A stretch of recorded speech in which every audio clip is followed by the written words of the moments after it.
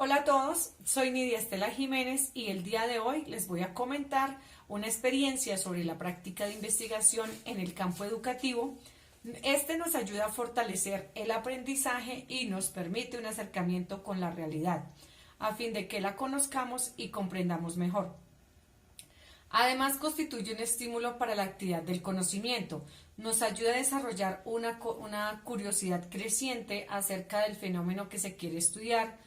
Favorece la solución de los problemas desde una lectura crítica de las situaciones reales focalizadas a las problemáticas de la comunidad, aportando criterios de solución desde la rigurosidad investigativa. El investigador es un reconstructor de la realidad, cuyo trabajo exige paciencia, dedicación, atención, observación y una reflexión crítica del observado, como afirma San Martín Arce.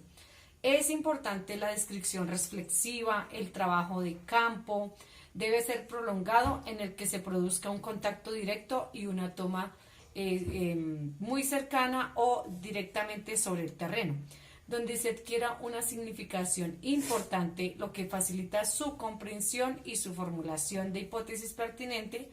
De esta forma, los estudiantes en su quehacer académico y dentro de su contexto día a día llevan un papel muy importante en la investigación educativa. A continuación, voy a relatar con un ejemplo la forma en que los niños y las niñas han sistematizado la realidad circundante, tal como lo podría hacer un investigador educativo. Voy a narrarlo desde la institución educativa donde actualmente laboro a través de una intervención pedagógica o un aprendizaje situado que hicimos con el Parque Natural Chingaza, donde estamos refiriéndonos a la enseñanza del cuidado y el respeto por el ambiente del municipio. Recordarles que la investigación científica es un valioso método que se basa principalmente en la medición, en la observación sistemática, en la formulación y en el análisis y la generación y modificación de hipótesis. Entonces, con respecto al primer paso, la observación y la generación de la pregunta, aquí los estudiantes se cuestionan por la diversidad con la que cuentan en su entorno y que aún ellos desconocen, como es la conservación de la especie conocida como el guardián del bosque y páramo. Para ellos es importante magnificar su grandeza y dimensionar su alto grado de vulnerabilidad a extinguirse. Con respecto a la investigación en este segundo paso, pues los estudiantes aprovechan las fuentes de acceso para consultar en libros, en internet, y también lo que hacemos es dirigirnos a la reserva natural. Allí indagamos y entrevistamos a los guías, a los funcionarios de los parques nacionales para reunir más información sobre este tema tan relevante. Por ejemplo, en este caso los estudiantes averiguan sobre por qué ocurre tanta expansión de nuestras actividades económicas y culturales, por qué la cacería y la competencia por los recursos y el espacio, qué origina que haya tanta contaminación del hábitat y también las presiones y los retos que hay para poder permanecer dentro del territorio del oso. Con respecto a la formulación de la hipótesis, los estudiantes realizan afirmaciones para predecir los resultados de observaciones futuras. Estas están basadas en el razonamiento y también en los datos y la información recolectada en la etapa de investigación previa. ¿Qué hacemos? Ellos replantean las hipótesis y nosotros como docentes les guiamos para que pues mejoren esta investigación. Entonces, ellos, por ejemplo, en una formulación de hipótesis manifiestan que es una especie vulnerable, que es una especie amenazada por la cacería, que puede haber pérdida de su hábitat o que pues se usan los órganos del oso para medicina tradicional.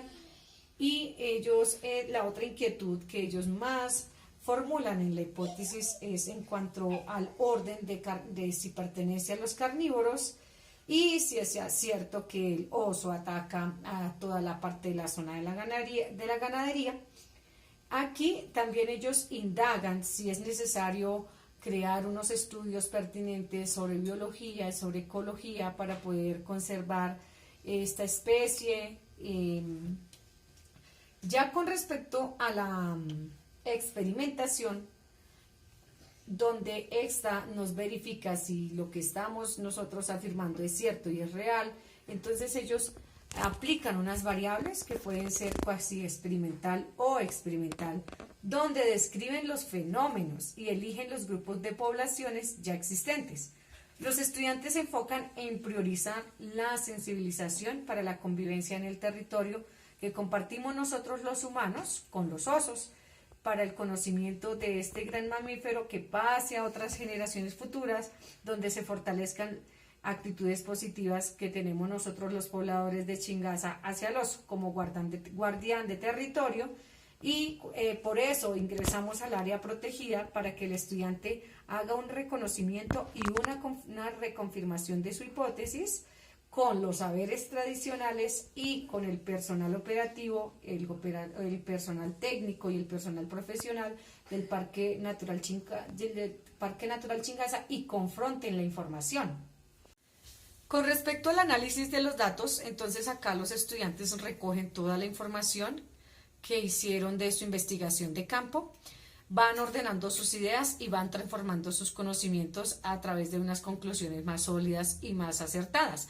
La realizan mediante un diario de campo pues sencillo. Por ejemplo, ellos dicen y han concluido que el oso pues desempeña un papel muy importante como es el dispersador de semillas. ¿Por qué? Porque consume bastantes frutos según la investigación que ellos han hecho, y que caminan grandes distancias. Los han observado, los han visto en las diferentes zonas de la reserva, por lo que entonces ellos al transportar las semillas de un lado al otro están ayudando a la renovación de estos mismos bosques, y también están modificando el hábitat cuando ellos construyen sus camaretas que utilizan para descansar. Luego de haber interpretado toda esta información, ellos sacan sus conclusiones de forma general o de forma específica sobre la investigación de esta población y argumentan sus hipótesis con un informe escrito dentro de su proceso reflexivo, su proceso creativo y su proceso realmente personal, y además comparan las estadísticas pues dando credibilidad a las conclusiones. Un ejemplo sería que los osos andinos se han reducido a más del 30% en menos de 30 años en esta zona, porque, como se mencionó anteriormente, es una especie vulnerable y que está clasificada dentro del Ministerio de Desarrollo Ambiente por su pérdida de hábitat natural, por las prácticas ganaderas tradicionales, donde aquí los estudiantes dicen que en las investigaciones estos animales, por el desbarrancamiento de la zona o por causas naturales, mueren, y entonces el oso en su comportamiento oportunista, carnívoro, entonces pues hace consumo de estos animales muertos, y entonces entra en la discusión de que hay una retalación de cacería por parte de los campesinos. También los estudiantes han concluido que la construcción de las carreteras hace una fragmentación de la continuidad de los bosques, lo que afecta que estos animales se puedan desplazar por las áreas boscosas.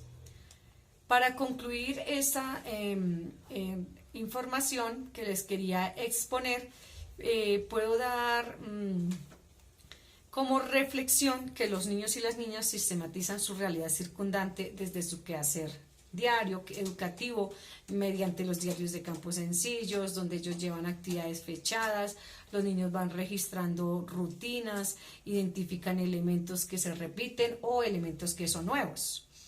Desde la asignatura de Ciencias Naturales, pues los estudiantes analizan qué va sucediendo con el hábitat del oso andino, porque van realizando su observación, van haciendo descripciones de estos fenómenos, pueden elaborar un escrito sobre lo que observaron, o pueden incluso crear un cuento y luego comparar con los compañeros los resultados. Otra conclusión sería que se debe crear una rutina de pensamiento donde se les presente un objeto de estudio y ellos se acostumbren a decir: veo, pienso y me pregunto. Es decir, que a partir de la observación, de la autorreflexión y de la pregunta, a partir de crear inquietudes y pautas que demos los docentes, el estudiante sí llega a ser un investigador todo el tiempo y que si nosotros como docentes no tenemos preguntas de asombro, preguntas investigadoras que abran los caminos a los estudiantes, pues estos estarían huérfanos en los procesos educativos. Además, pues el docente siempre debe propiciar un pensamiento crítico. La institución es el escenario que le permite crear, innovar, desarrollar actividades de manera constructiva y también crítica. Al estimular su pensamiento con diferentes actividades y diferentes materiales donde se trabaja de forma colaborativa. Además, esto es importante para fomentar su motivación y el reconocimiento de sus emociones y que puedan hacer una resolución a los problemas y que les lleve a elaborar síntesis, sacar conclusiones y sacar inquietudes. Otra conclusión es la importancia del aprendizaje situado, porque los estudiantes aprenden haciendo en un contexto, aplicando situaciones reales y cotidianas. Se combina la práctica con la teoría y hay una interacción social entre lo que se está indagando, lo que se está investigando, lo que se está debatiendo. Ellos expresan sus opiniones desde las comunidades de aprendizaje que se desarrollan en la institución con la participación de los padres de familia, de los líderes, de las instituciones ambientales que se encuentran en la zona. Muchas gracias.